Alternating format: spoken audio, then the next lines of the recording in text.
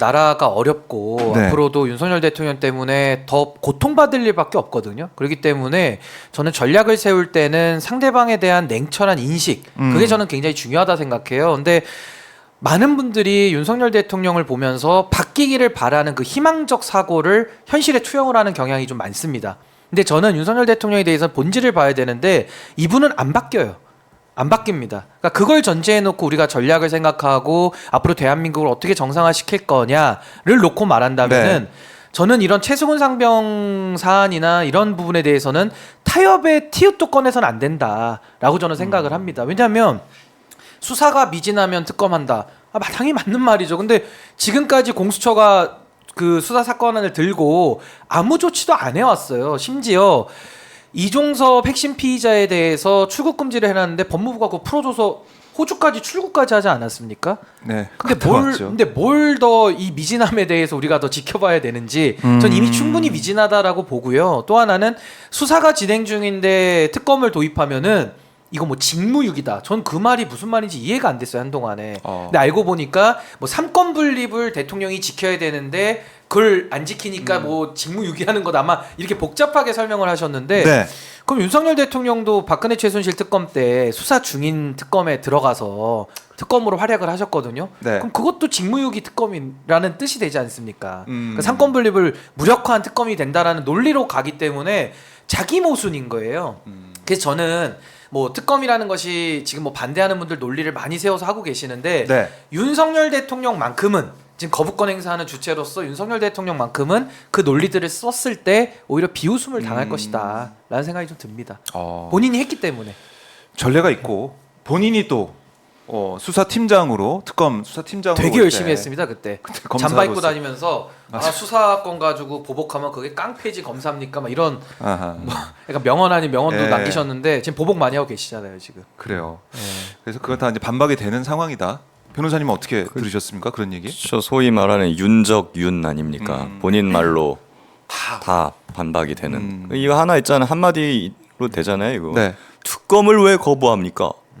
죄 지었으니까 거부하는 겁니다. 네. 뭐 이 말 했지 않습니까? 성대모사 하신 거죠? 그러니까 왜 거부합니까? 죄송합니다. 조금만 더 연습하시면 더 연습을 하셔야 될 것 같기도 한데. 하여튼 예. 그 말로 다 본인이 그래 놓고서 반박이 된다. 왜 거부해요? 그러니까 우리가 이제 공고 하나 붙여야 돼요. 뭐라고요? 그 특검 윤석열을 찾습니다. 집 나간 특검 윤석열을 찾습니다. 그때 윤석열이 돌아오면 되거든요. 그 정신 세계가 돌아오면 되는데 자꾸 엉뚱한 얘기를 하니까 그땐 그렇게 해놓고서 네. 왜 그러냐는 거죠. 국민들 의구심만 자아내는 겁니다. 그래요. 그리고 한겨레 오늘 보도를 보니까 이런 얘기가 나왔어요. 이시원 이 공직기관 비서관 지금은 물러났는데 유재은 국방부 법무관리관한테 이 사건 기록 회수 당일에 전화했다는 건 이미 보도가 됐잖아요. 근데 거기에 대해서 유재은 법무관리관이 뭐라고 진술을 한 걸로 확인되고 있냐면 군 사망 사건 처리 방향에 대한 보고서를 이시원 이 비서관이 요구를 했다. 그러니까 군인 사망 사건 수사권을 민간 경찰에 넘긴 다음에 처음으로 사건 기록이 군 경찰에서 민간 경찰로 넘어갔다가 되돌아왔는데 이런 상황에서 이시원 비서관이 군 사망 사건 처리 방향에 대한 보고서를 요구했다. 이거 좀 어떻게 봐야 됩니까? 이걸 왜 그날 하필이면 이런 보고서를 요구했을까요? 그러니까 이제 8월 2일이잖아요. 네. 이날이 아마 기록을 회수한 맞습니다. 날로 그날이에요. 알고 있는데 그 주변부로 해가지고 전화해서는 안 되는 사이인 분들이 많은 전화를 했어요. 그러니까 예를 들면 신범철 차관도 그 앞뒤에 역할을 했고 뭐 유재은 법무관리관하고 해병대 수사단장하고도 뭐 통화를 했고 심지어 임종득 그 안보실 차장하고도 얘기를 했고 또 대통령실에서도 이종섭 장관한테 전화가 왔다는 보도까지 나왔잖아요. 근데 지금 가장 핵심은 이시원이라고 하는 공직기강 비서관, 그러니까 쉽게 말하면 대통령의 오른팔이죠. 대통령실에서 오른팔인 사람이 국방부에서 있는 법무관리관한테 전화를 한다? 그 자체도 일단은 부적절하기 때문에 왜 전화했는지를 밝혀야 되는데 저는 그날 국방부 검찰단에서 민간 경찰에 가가지고 기록을 뺏어오잖아요. 그렇죠. 저는 그 회수할 수 있는 근거 조항이 뭔지가 좀 궁금해요. 무슨 근거 조항으로 자기들이 가서 기록을 회수해 오는지가 첫 번째로 궁금한 것이고. 없어요. 근데 근거가 없는데도 가서 뺏들었다 그러면 그건 공무집행 방해 아닙니까? 그 한 사람들도 처벌받아야 되거든요. 그래서 저는 이시원 그 공직기관 비서관이 어떤 요구 사항을 했는지 지금 유재은 법무관리관에 의하면은 보고서만 요구했다. 근데 네. 과연 이것만 있는 것인지가 더 밝혀져야 되는 것이고 왜 그렇게 관심이 많았는지에 대해서도 이제는 이시원 비서관이 답을 해야 될 차례다라는 생각이 좀 듭니다. 그래요. 이시원 비서관이 입을 열어야 된다. 어떻게 이 보도 좀 보셨습니까? 예, 저도 뭐 이제 검찰 내에도 뭐 다양한 그런 평판이나 이런 것들이 있잖아요. 네. 예, 이시원 비서관이 검사 출신인데 네. 그분이 약간 그 손을 대는 것마다 어떻게 뭐 불행한 건지 뭐가 있는지 몰라도 좀 막아 꼈다라고 할 수 있을 만큼 그분이 손대는 사건마다 예. 뭔가 사건이 크게 터졌어요. 최초는 그분은 제주지사 사건이라 그래가지고 네. 제주도지사 압수수색을 갔는데 거기서 무리한 압수수색을 해서 위법한 압수수색이라고 대법원에서 판결이 나왔어요. 이게 교과서까지 실려 있습니다. 헌법 교과서에. 예. 그 당시 주임 검사가 이시원 검사였다고 네. 하더라고요. 그리고 유우성 간첩 조작 사건 그때도 예, 주임 검사였고 그 다음에 이 기록 회수 사건 네. 여기에도 이제 본인이 법무관리관한테 전화를 전화를 해서 했다. 지금 했다는 의혹이 나오고 있잖아요. 네. 왜 아니 보통의 검사나 이런 사람들은 한 번 생애 한 번 이런 대형 사건이 터질까 말까 한데 3번이나 벌써 지금 휘말렸다는 거예요. 이게 과연 우연인가? 네. 예, 그래서 일을 굉장히 열심히 하는 분이라고 합니다.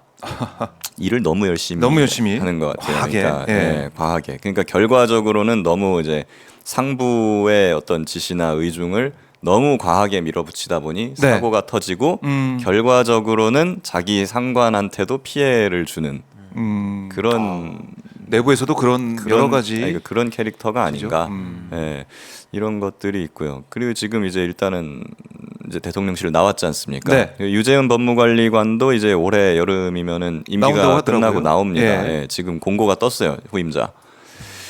그래서 이분들이 됐든 아니면 뭐 해병대 사령관이 됐든 누가 됐든 간에 지금 입을 열면은 난리가 나는 사람들은 지금 도처에 널려 있다. 예. 옷을 벗고 나와 있는 상황이기 때문에 여기에 대한 이제 민간인 신분이 되면 더 어떻게 보면은 좀 자유로워져. 자유롭고 자유롭게도 얘기할 수도 있고 진술할 수도 있는 상황까지 갈 수 있다. 그러면 공수처가 과연 제대로 역할을 해가지고 이분들의 진술을 끌어낼 수 있을 것인지 특검까지 꼭 갈 필요가 있냐 이런 얘기도 뭐 일각에서 나오고 있는 거 아니겠습니까? 공수처가 계속 열심히 이렇게 예, 소환도 예, 하고 뭐 김기환 사령관 불러가지고 14시간 뭐 몇 시간 조사도 하고 또 부른다고 하고 유재훈 관리관도 2번 불렀고 열심히 조사하고 있으니까 좀 지켜봐달라 이런 얘기를 또 할 것 같아요. 들리는 말에 의하면은 이게 공수처가 열심히 하고 있는 것은 맞습니다. 진정성을 가지고 정말 네, 하고 네. 있어요. 근데 안타까운 것은 규모와 역량이 규모와 너무 역량. 아쉽다는 거죠. 네, 공수처 요 수사팀이 검사 한 4명, 3-4명 정도예요. 네, 검사 3-4명. 검사 3-4명. 지청급 정도 되는 지청급이다. 네, 검사 3-4명 규모고 그리고 이것만 하는 것도 아니고 네. 이 사람들은 다른 사건들도 줄줄이 들고 있어요. 음. 그것도 같이 해야 되는 상황이고요. 네. 그러니까는 이 사건은 지금 대통령실까지 하면은 거의 과거 국정농단 사건에 비견될 수 있을 정도로 참고인도 많고 사람도 많고 그럼요. 뭐 해야 되는데 수사할 게 많죠. 예, 이렇게 4명이 할 수 있느냐 저는 없다고 봐요. 왜 그러냐면 그렇기 때문에 압수수색을 최초에 나가는데 5개월 걸렸어요. 이거 너무 늦었어요. 그러니까 너무 늦었어요. 늦은 게 좀 눈치 보느라고 늦은 거냐. 뭐 이런 얘기도 있었는데 다른 그게 아니라 능력이 그러니까 워낙에 인원이 적어서 워낙 인원도 적고 다른 사건도 많고 처리해야 될 게. 그러니까 밀리다 뭐 여러 보니까? 가지 그런 것들이 있었을 거라고 보고 그리고 그 압수를 해왔잖아요. 네. 그럼 분석을 해야 될 거 아니에요. 분석하는데 3개월이 걸려요. 너무 시간이 오래 그 걸렸어요. 이제야 뭐 소환을 소환을 하고 하고, 있는데 예. 소환도 사실은 이제 이런 수사의 정석은 밑에 실무자들부터 부르는 게 상식이거든요. 그렇죠. 그래야 이제 밑에서 실제로 그 일을 처리한 자기 손으로 했던 그 사람들 말을 듣고 그거 누가 시켰어요 뭐 이러면서 타고 올라가는 게 네. 이게 상식인데 갑자기 뭐 유재은 법무관리관, 뭐 박경훈 국방부 조사본부 직무대리 뭐 이런 그 부서장급들을 아하. 대본에 불러버린단 말이에요. 저는 이제 물론 뉴스에 안 나왔을 수도 있어요. 밑에 실무자들 부른 게. 근데 그래도 몇 명은 나왔을 것 같은데 최소한 밑에 뭐 원사 준위 수사관 아니면 소령 중령 뭐 이런 실무자급들이라도 다 부르고 해야 되는데 불렀으면 아마 보도가 됐을 텐데. 그러니까요. 예. 그게 없이 그냥 중간 간부급부터 빨리 불렀다는 것은 이거는 어떻게 보면 외국에서 봤을 때 야 저거 좀 수사 위험한 거 아니야? 부실하게 하는 거 아니야? 예, 그렇게 볼 수 수사를 아는 있겠네요. 사람들이 봤을 예. 때는 그렇게 볼 수가 있고 왜 저렇게 하겠는가? 전 진정성을 의심하진 않아요. 네. 예, 근데 이거는 시간이 없고 인력이 없으니까 그 사람들 모두를 다 부를 수가 없으니까. 그러니까 저는 이제 국민의힘에서 공수처 수사 지켜보자 이런 얘기를 많이 하는데 네. 요건 그냥 그들의 말로 반박을 하면 됩니다. 한동안 국민의힘에서 공수처는 민주당하고 한패라고 공격을 또 한 적이 있어요. 그러니까 맞아요. 자신들이 유리할 때는 하자 그러고 기다리자 그러고 불리할 때는 또 한패라 그러고. 그러니까 이게 너무 좀 자기중심적이라는 거를 우리가 많이 경험을 했고 네. 특검을 하면 좋은 점이 뭐냐면은 원포인트로 이 최혜병 사건만을 수사를 합니다. 그러니까 굉장히 좀 효율적으로 수사를 할 수 있고요.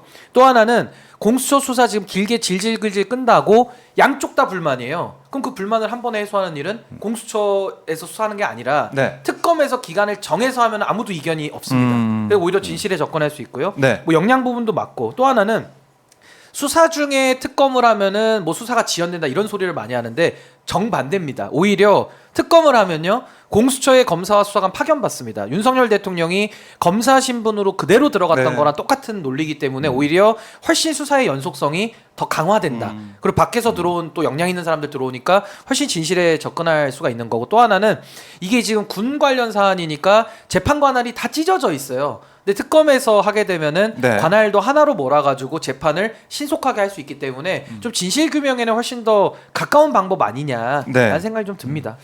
제가 네. 누차 저번 계속 얘기하는 게 특검해야 되는 필요가 꼭 4개다. 네. 신속, 통합, 그리고 공정, 그리고 안보. 요걸 위해서 이제 필요하다. 말씀하신 대로 지금 신속하잖아요. 3개월 안에 끝나죠 특검. 그렇죠. 예, 통합적이에요. 기소까지 끝낼 수. 공수처 기소권 없거든요. 그러니까 그럼 또 다시 이거 검찰에 끝나면 넘겨야지. 검찰로 넘겨서 예. 다 세월이에요, 검찰이 수사하겠어요? 그거 안 해요. 한 번에 기소까지 끝낼 수 있고 네. 군인들도 기소할 수 있어요. 군인은 군사법원 가야 되는데 특검하면 갈 수 있고, 그거는 특검은 기소권 군인들에 대한 관할을 다 가지고 있으니까 네. 통합적으로 할 수 있고 그리고 공정성 수사 대상자가 자기가 경찰 컨트롤하고 공수처장 임명하고 이런 식으로 하면 안 되잖아요. 그렇죠. 예. 그러니까 모두가 납득하려면 특검 해야 되는 거고. 그리고 이것 때문에 우리 군이 지금 문제잖아요. 해병대 지금 제 기능을 못 하고 있어요. 사령관이 네. 피의자잖아요, 지금. 아하. 예, 자기 사건 방어하고 이런 데만 신경을 쓰지. 서북도서에서 지금 백령도에서 무슨 일이 일어나고 연평도에서 무슨 일이 일어나고 신경 쓰겠어요? 네. 예. 이거 빨리 인적 쇄신을 해갖고 책임지는 군대, 예.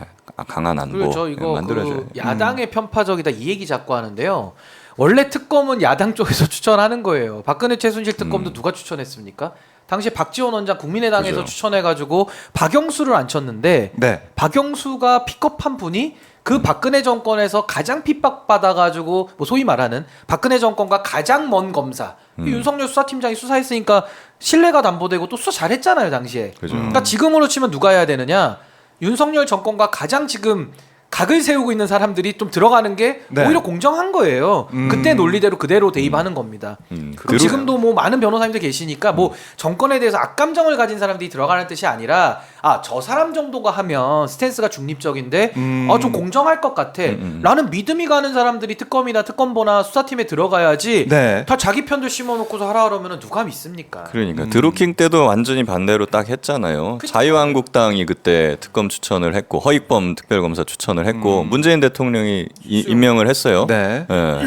그러니까 뭐가 막 밝혀지고 막 이렇게 하고 납득이 되는 거죠, 국민이. 그냥 여당이 추천할 거면요 그냥 기존 검찰에서 하시면 돼요. 똑같다. 뭘 또 돈을 또 씁니까? 차이점이 그러니까. 없다. 네. 야당에서 추천해서. 네. 그러니까 지금 검찰이 수사를 한다고 하더라도 공수처가 수사해서 검찰이 어떻게 기소를 할지 말지 결정하고 네. 이런 모습 과정 같이 가더라도 국민들이 신뢰를 안 한다는 거 아닙니까 그렇죠. 지금? 그리고 야당만 추천하는 것도 아니에요. 이거 네. 최초에 대한변협에서 맞아요. 4명 추천하고, 4명 추천하고. 그 중에 야당이 2명 2명. 추리면 대통령이 그 대통령이 둘 중에 1명. 하나 고르는 거예요. 네.